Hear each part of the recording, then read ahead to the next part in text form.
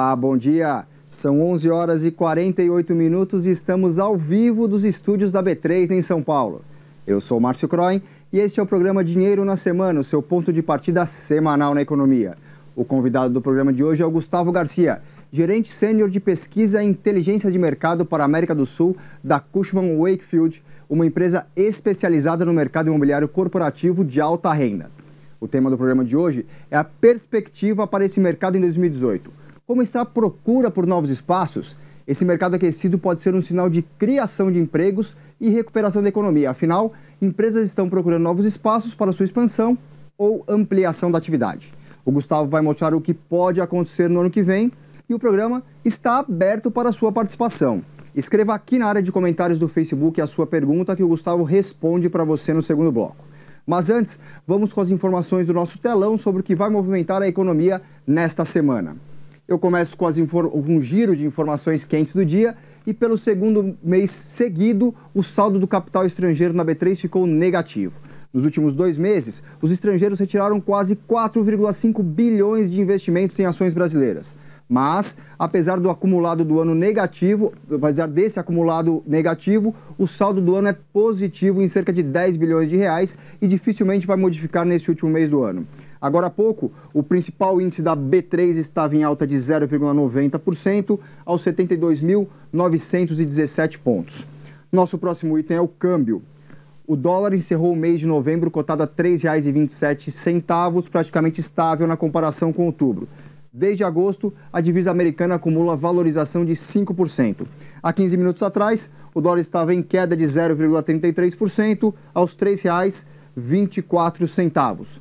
E a edição impressa da revista Dinheiro dessa semana é especial e apresenta os empreendedores do ano de 2017, ou seja, os empresários e os executivos que se destacaram no ano de retomada da economia. O grande destaque do ano para a economia e os negócios é o presidente do Banco Central, Ilan Goldfein, que conseguiu controlar a inflação e baixar a taxa de juros. A reportagem completa com o perfil do Ilan e dos outros 5 homenageados você encontra na edição impressa que está nas bancas, nos tablets e no site da Dinheiro. E fique ligado amanhã no site da Dinheiro para acompanhar a festa de premiação que vai juntar toda a economia, todo o negócio no Tom Brasil. Eu volto para o telão com as informações que podem mexer com o seu bolso, os seus investimentos e o seu negócio esta semana. Na primeira segunda-feira do último mês do ano, o destaque vem da zona do euro, o índice gerente de compras, ou seja, na sigla em inglês, PMI. Esse indicador que mede a atividade industrial e de serviços está em alta. O dado deve ficar entre 56 e 57 pontos. Lembrando que acima de 50 pontos indica que a economia está se expandindo, o que é sempre um bom sinal para países exportadores como o nosso, que visam a zona do euro. Amanhã, terça-feira, damos início a uma série de dados importantes do Brasil. O primeiro é a produção industrial de outubro. A expansão deve ficar entre 0,2% e 0,3% no mês. É verdade que não é muito, mas devagarzinho a indústria vai voltando a produzir mais, o que pode, claro, significar emprego. Já na quarta-feira, o Comitê de Política Monetária do Banco Central decide a nova taxa básica de juros. Há um consenso no mercado de queda de 0,5 ponto percentual, o que vai fazer a Selic cair de 7,5% ao ano para 7%. Qualquer decisão contrária a essa será uma surpresa e precisará de uma nova análise, tanto para mais quanto para menos.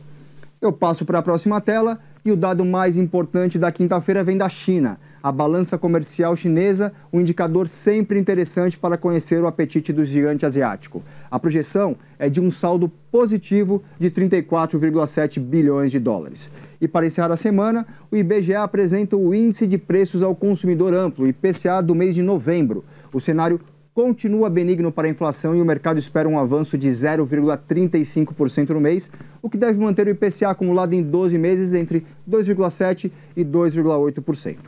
E chegamos ao destaque do programa de hoje, a perspectiva para o mercado imobiliário corporativo em 2018. O Gustavo Garcia, gerente de pesquisa e inteligência de mercado para a América do Sul da Cushman & Wakefield, vai analisar o que esperar dos aluguéis, principalmente para São Paulo e Rio de Janeiro. Gustavo, eu gostaria de começar com você, seja bem-vindo, fazendo um balanço desses últimos anos. Como é que foram os últimos anos para o mercado corporativo imobiliário?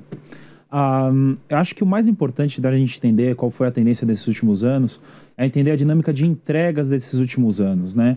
Principalmente para São Paulo, a partir de 2013, foram entregues mais ou menos 300 mil metros quadrados por ano de empreendimentos corporativos, né? Enfim, de escritórios, numa região que se absorvia ali, no máximo, 190 mil metros quadrados. Tá. Então, a primeira coisa é o seguinte, já se tem em mente, né? O ciclo é sempre muito longo e já se sabia que a vacância ia crescer.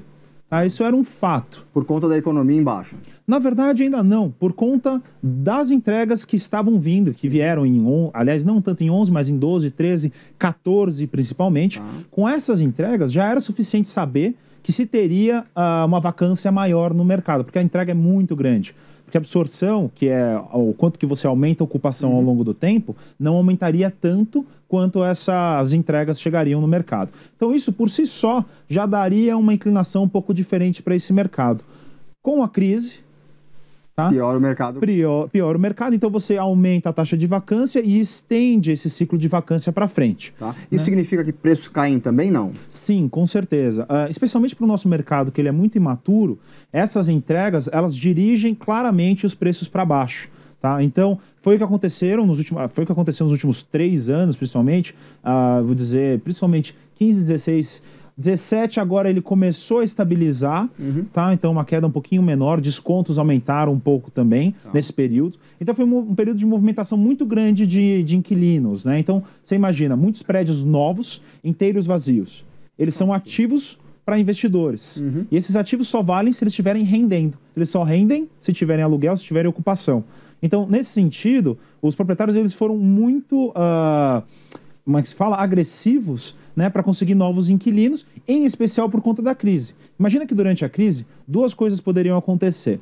Uma delas era, olha, ninguém se movimenta, ninguém faz mais nada, eu não sei mais o que vai acontecer. E a outra é as empresas pelo menos se acomodarem no que é o novo cenário da crise, com preços mais baixos.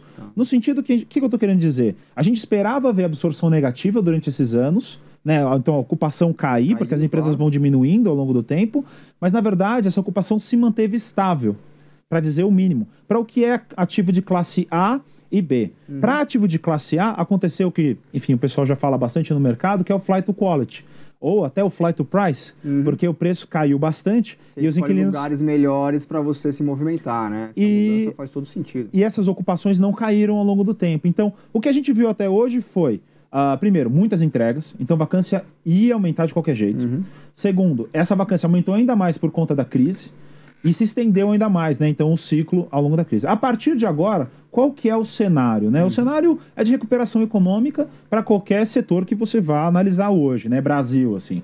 A recuperação, ela é cadenciada, então, talvez de 0,5% a 1% de PIB esse ano que vem algo em torno de 2 e 3, aquela história toda, né? Muito em linha com o Focus, mas assim, qualquer retorno cadenciado vai trazer emprego. E emprego, é importante estudar o emprego em escritórios para a região que você está estudando. Falando de São Paulo, esse emprego ele foi negativo, emprego de escritórios. Ele foi negativo ano passado e o ano anterior. Esse ano já é positivo, é pouco, mas ele é positivo. E para os anos seguintes, ele já é bem positivo, porque São Paulo é diversificado. Então, o que acontece é, para todas as classes de ativo, você pode apostar, a taxa de vacância vai cair para frente. Isso é muito importante. Ou seja, as melhores regiões de São Paulo vão começar a ter uma ocupação maior. E até mais importante do que isso, o classe A, que é o topo, né, desse mercado que a gente está analisando aqui, com certeza a taxa de vacância cai e cai mais rápido. Então a gente está falando de uma taxa de vacância do ano passado, desse classe A, na casa dos 29%. Esse ano já acaba em 27%. E a média é? A média do mercado é 27%, né? Então, daqui para frente, o que a gente espera é essa taxa cair. O equilíbrio dessa taxa ela deve estar na casa dos 13% a 15%, tá? Do que a gente vê no nosso mercado. O que acontece ela vai caindo aos poucos, é um ciclo grande. O que a gente espera, então, para 2018? O emprego não está crescendo de novo, a ocupação não está crescendo de novo? Principalmente nos classe A's, a ocupação não vai subir mais rápido? Então, a vacância tende a cair mais rápido também no que é nesse classe A. Então, para nós, da Cushman, 2018 já é um ano neutro, então já não é mais um mercado de inquilinos, é um mercado neutro entre os dois, entre proprietário e inquilino. E a partir de 19 já é do proprietário. Eu recebo muita pergunta, eu faço muita apresentação no mercado e eu recebo muita pergunta no sentido de que, Gustavo, mas a vacância ela ainda vai estar na casa dos 20%, entre 19 e 20%. Por que você acha que vai subir o preço da maneira como você acha que vai subir?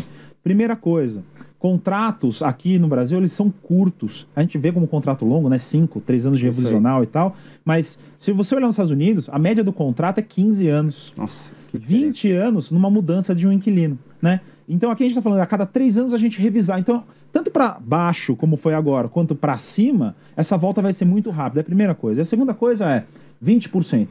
Lembra que a situação lá atrás era prédios inteiros vazios e os proprietários procurando inquilino para esses prédios, né? Enfim, para poder ocupar e tal. Então o preço sempre lá embaixo, diminuindo. 20% de vacância normalizado em todos os prédios, você não tem mais prédio com área vaga contínua. Daí que o inquilino ele já não pode mais falar para você, olha, agora eu tenho aqui 5.000 metros quadrados, eu tenho esses prédios que eu posso ir. Na verdade, 5.000 metros quadrados vão sobrar poucos prédios para ele ir. O que vai começar a fatiar, né, a ocupação desse inquilino, o back-office passa aí para outras localizações e o peso do inquilino começa a cair cada vez mais. Então, as negociações, a partir de 19, tá? Isso certamente, para a média do que é as regiões centrais de classe A, já começam a haver aumentos reais no aluguel. Não tanto no ano que vem, que vai ser um ano ainda muito conturbado. Transição, né? A gente está numa transição, eleições, Copa do Mundo. Exatamente. Isso para São Paulo, principalmente. No segundo bloco, a gente vai falar, Gustavo, sobre o Rio de Janeiro, que acho que todo mundo deve estar interessado. E hoje a gente vai fazer um especial aqui. Eu vou me levantar porque o Luiz Arthur Nogueira está aqui conosco. Luiz, tudo bem? Tudo bem, Descomplicando a Economia ao vivo hoje. O tema é o quê? O PIB? PIB, exatamente. O PIB do IBGE, divulgado na última sexta-feira, referente ao terceiro trimestre, com um crescimento importante. Muito bem, vamos lá, vamos a ele. Vamos lá então, pessoal. Vou trocar a tela aqui então para a gente falar do PIB. Olha só.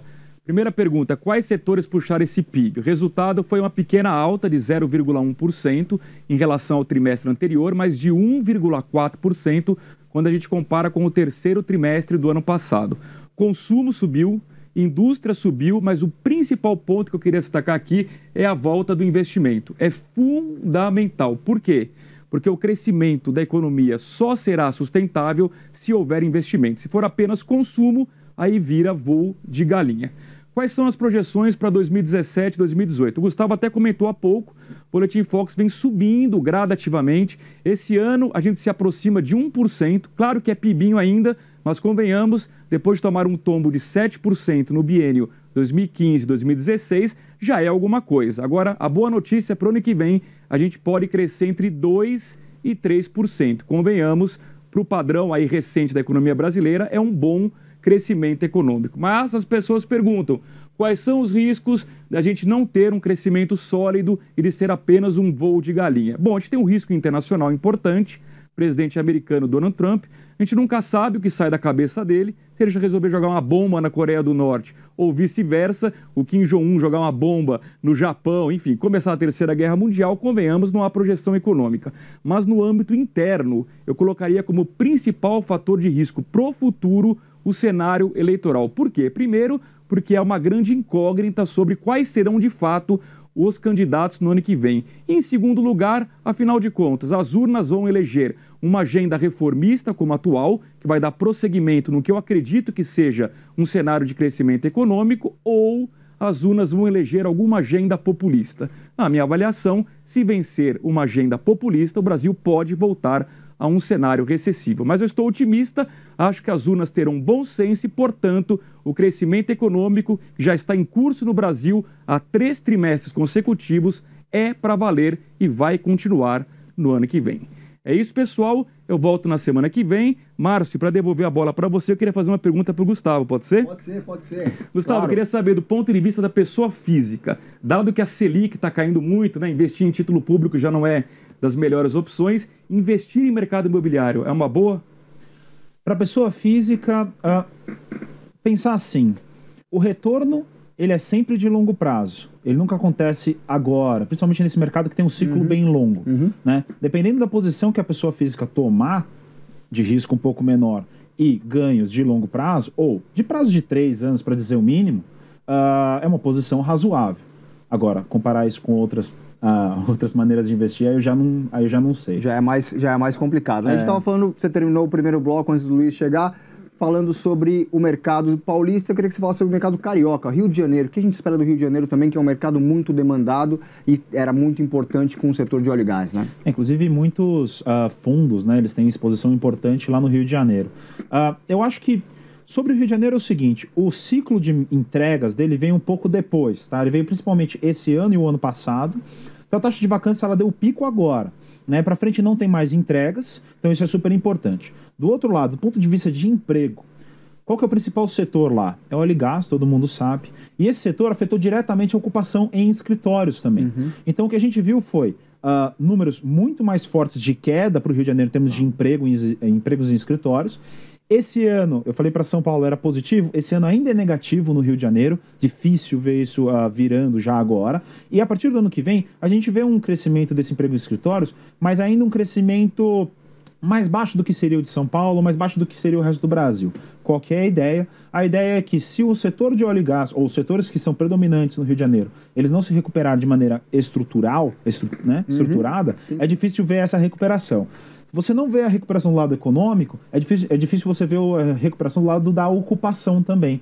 Então, qual que é o ponto, né?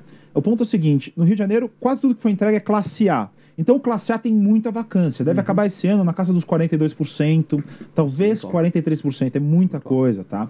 Daqui para frente, o que vai acontecer? É o flight. Só que lá com empresas públicas, com empresas que talvez não sejam tão ágeis assim para fazer esse flight. Então, o que a gente espera é, primeiro, Rio de Janeiro entrou num novo equilíbrio, tá? Preços sempre mais baixos e no novo nível que vai chegar, que a gente espera que seja esse ano na casa dos contratos fechados, algo na casa dos R$90 um metro quadrado, de 120 que a gente viu alguns anos atrás, 130 que a gente viu. Então, mudou, é um novo equilíbrio. Mas a partir daí, o que acontece? O B e o C quase não tem absorção, e quem vai ter absorção, quem vai ter aumento de ocupação, é o classe A. O classe A, ele cai a vacância ao longo do tempo, ainda que lentamente, e ao longo dessa queda, né, da vacância, o preço ele tende a subir, mas talvez ao nível da inflação, né? Então, talvez chegue ao nível da inflação. Para São Paulo, a gente fala de aumentos bem acima da inflação, principalmente para algumas regiões, mas para o Rio de Janeiro é muito difícil a gente ver esse aumento de preço no longo prazo. E, Gustavo, quais dicas você dá para quem estiver procurando um escritório, um espaço para mudar sua empresa, que as regiões, tanto em São Paulo como no Rio, que ainda são interessantes? São regiões boas, regiões demandadas e estão com preços interessantes. Depende muito do tipo de empresa que você tem. Tecnologia ou coisas mais de ponta, assim, mais edges, né, que eles chamam assim, cabe muito bem numa Paulista, por exemplo. A gente tem a ocupação, por exemplo, da WeWork lá, né, que são espaços de coworking, e o pessoal vai lá, enfim, locais, são sempre empresas pequenas, ou pequeno número de pessoas, ou vai lá para vivenciar um espaço. Esse tipo de economia funciona perfeitamente na Paulista, né? Descendo, se você está no ramo financeiro, Faria Lima, com certeza, e oportunidades ainda que mais escassas, porque é uma região muito disputada. E aí, se você for de uma indústria, alguma coisa um pouco maior e com mais volume, os melhores, talvez não os melhores, mas alguns dos melhores prédios de São Paulo foram entregues na Chucre Zaidan há pouco tempo. Temos também a Berrini, com alguma vacância, que ali tem algumas oportunidades bem interessantes, tá? Então, isso indo para baixo no eixo São Paulo, regiões centrais. No Rio de Janeiro, é sempre centro, essa é a parte mais importante, e agora a nova região do Porto. Né? O Porto, depois que eles derrubaram a Perimetral, né? A Perimetral, perfeito. Eles lançaram alguns prédios ali, dentre eles, enfim, o Vista Guanabara, tem o próprio prédio da L'Oréal, tá, enfim, sublocando, o Aqua, que é o prédio da Tishman, um prédio, aliás, talvez um dos melhores do Brasil hoje, tá impressionante, com ótimas oportunidades também, né, enfim, e o próprio centro, enfim, o centro é muito forte, né, um mercado por si só. Você tem o prédio, enfim, da BR Properties ali, o Passeio, você tem o prédio, enfim, do BTG, o Torre Almirante, o que você está falando para a gente é que tem várias oportunidades ainda, né? Quem estiver pensando nessa mudança ou numa realocação é um grande momento, né? É um grande momento. Os preços estão caindo agora, eles devem estabilizar já no ano que vem, por conta da falta de entregas e até porque todos os proprietários são muito profissionais. Em São Paulo, esse preço já começa a crescer, então o momento de mudar é agora. Esse é o momento de mudar. O único problema do lado do inquilino é ele tomar cuidado com o tipo de contrato que ele faz. Muitos contratos hoje eles são assinados com 10 anos. 10 anos são 3 revisionais, né? Que são a cada 3 anos. Né? Então você imagina que eu vou pegar 3 revisionais e aumentar o preço desse inquilino sem ele poder sair do meu prédio.